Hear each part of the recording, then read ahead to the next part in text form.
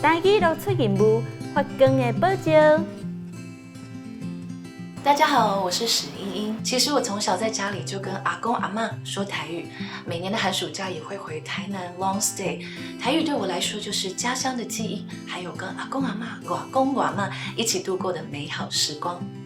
我从儿子3岁的时候开始，因为看到2个好朋友，他们非常用心的在经营母语的学习环境，为他们的小孩子，所以让我也开始跟我的儿子说台语。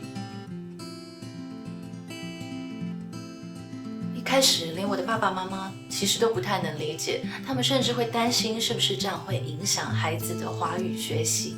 可是在1年之后，因为我不放弃，一直跟我的儿子说台语，所以儿子的台语其实有很大的进步。伊嘛讲了台语讲了非常的认得，然后他会跟我的爸妈还有我说台语，然后跟他的爸爸还有学校同学老师就说华语，可以说是转换自如。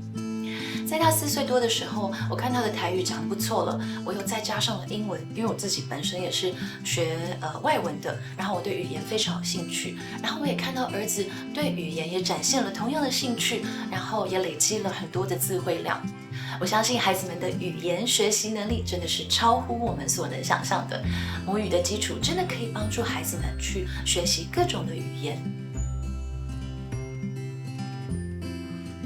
对我来说呢，要把语言学习好，就是要有很多好听的故事，还有好听的歌曲。而这一次台语陆亲子乐团台语路亲子乐团出版的《红仔册台语路出任务》，里面有好听的故事，还有好听的歌曲，还有游戏可以大小朋友一起来玩，而且还有我为大家录制的有声故事档，邀请大家来听茵茵讲台语故事。